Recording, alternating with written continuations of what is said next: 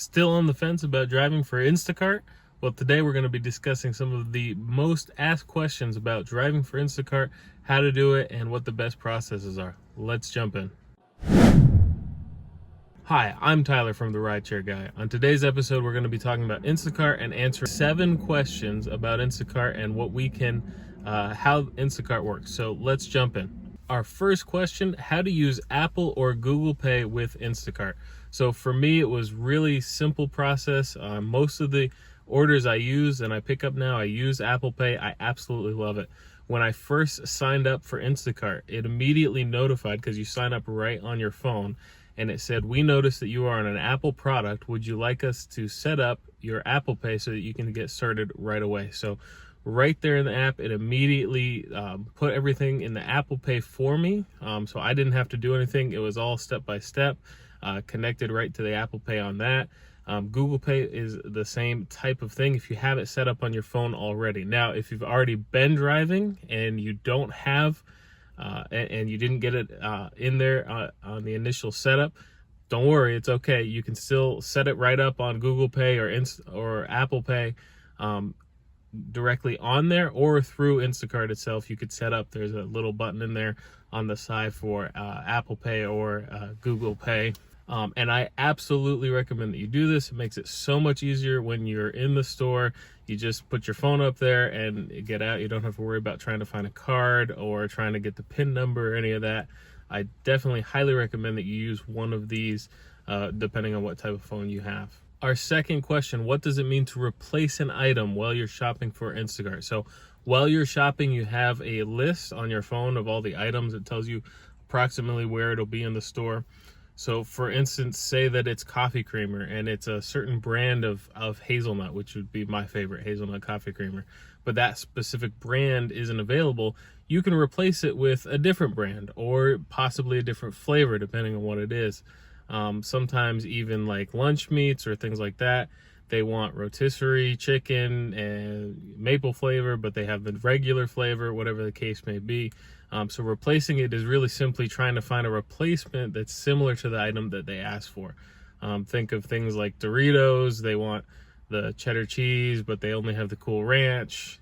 See if you can replace it for that. In a little bit, we're going to get into what if you should replace or refund, and what the difference is on that in just a little bit. But before we do that, we'll get on to our third question, which is, what is a refund? So just like if you were doing your own shopping and you bought something and you needed to refund it, you would go back to the store. This time you're not even going to go to the store, because the Instacart shoppers, those who have already purchased, the ones you're going to be delivering to, they've already prepaid for this merchandise. So in the app, it already tells them an approximate amount, which is going to change based off of the actual shopping. So when you refund an item, you are not getting that item, and it's going to refund them the difference when they get that final bill. So if, for instance, they specifically want that brand, that flavor of a certain item, and there's no way that you can refund it or you can replace it, then you're going to refund that item, let them know. Or it could be a specific fruit or vegetable. We have that as typically a refund item for us, is that it's a vegetable that they don't have in stock or something, and there's nothing you can replace it with. So that's what a refund is. So now, knowing what both a refund and a replacement is, the question is, which should you do? So what's nice in the app, a lot of times the customers have already picked, if this item is out of stock, what they would like. So when you go to it, say you try to scan and it comes up it's the wrong item, and you can even do it that way, or just from the right screen, you can click on can't find item, and it'll pop up and it'll say, give you possible changes for it. So for instance, we had one where it was a red pepper, couldn't find red pepper, and the customer had said, if you can't find a red pepper, then a yellow or a green pepper will do just fine. So we were able to change on that. Or another situation we had was some ice cream, and it was buy one, get one free. They wanted a strawberry and a chocolate ice cream, but the chocolate ice cream wasn't available. And so if the chocolate wasn't available, as soon as we put can't find, it popped up and said that they would accept several different flavors. I don't remember exactly which one it was, but sometimes it's as easy as that. The customer's already done the work for you, and you know exactly what you need to do to replace, which is nice. Other times they put on there no replacement. If they put no replacement, then no replacement. Simply refund the item. to make it so that they're getting what they want. The goal is to try to make the customer as happy as possible. If the customer is happy, then you're going to get a good tip. They may increase your tip. They may also decrease your tip. So for instance, if they don't want a replacement and you replace it anyway, now they're being charged for something that they didn't want. And so they're, of course, going to take that out of your tip. So make sure that you look at the app, what the customer has put on there. And if there's a question, reach out to the customer, send a message. I've never had to call a customer, but the messages are really nice. And you can send that and continue shopping for other things while you wait for them to get back. But ultimately, it's going to be depending on the price, depending on what the customer already has put in there, and depending on if you can have to reach out and get the customer. I typically, if I can, try to replace more than refund, and we'll talk about exactly why in just a minute. Next, what is an Instacart bump? So an Instacart bump, I got my very first Instacart bump a few weeks ago when I was able to, I had an alcohol order that the person didn't have their ID, so I had to return the alcohol back to the store. So I got paid for the delivery. I didn't get the tip, but I got the delivery for that, which was $7. But then I got a $15 bump from Instacart because of having to go back and return the item. So that's one way you get a bump. Another is say an order has been sitting for a long time and no drivers are picking it up and accepting it. They'll actually put a bump on there of a couple dollars to try to incentivize you to someone to pick that order up.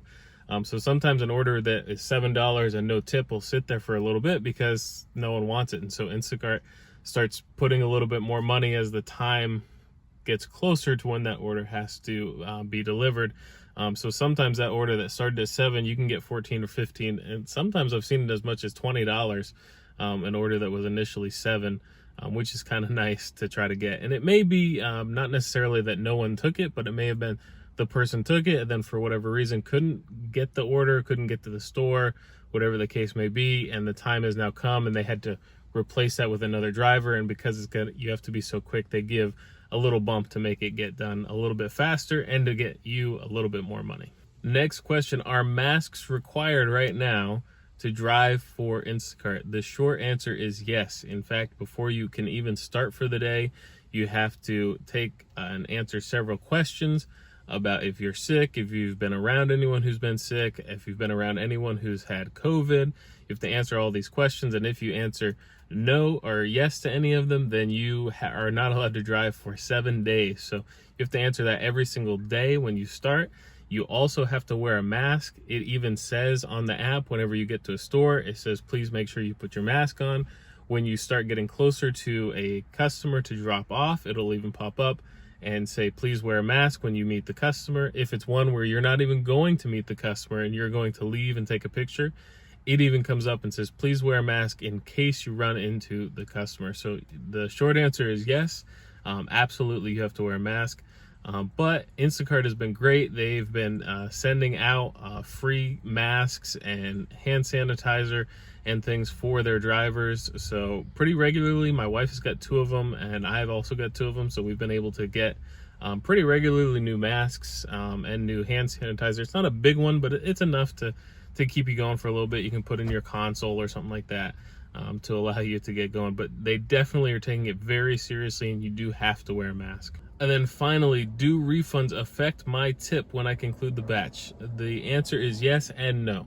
So some people, when they do their order, they simply put a percentage as the tip. And so if the order goes down because of a refund or it goes up because something costs more than was anticipated, your tip is adjusted accordingly, which is one of the reasons Instacart takes so long to update and they take so long for you to get cash out for your tips. If you want to cash out and get your tips, it's additional 24 hours from when that delivery is done for them to let you cash out.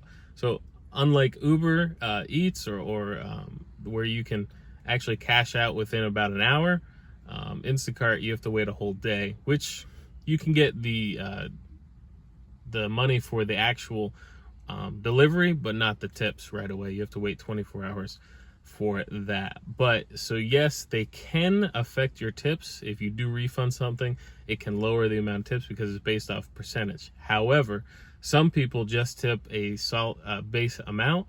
They don't change it. So $2, $4, $5, $10, some people even $20.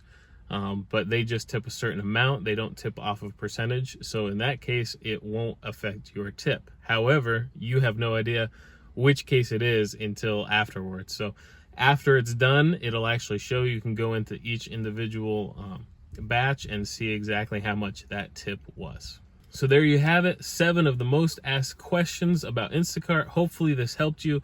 And if you were nervous about getting started, you're no longer nervous. You're ready to hit the road. If you have any other questions, please leave them in the comments below. We read every single one. We comment to them as much as possible. Please subscribe to the channel. We have new episodes coming out almost every single day, every single week. If you like this video, give us a thumbs up. We really appreciate it. And stay safe out there, everyone.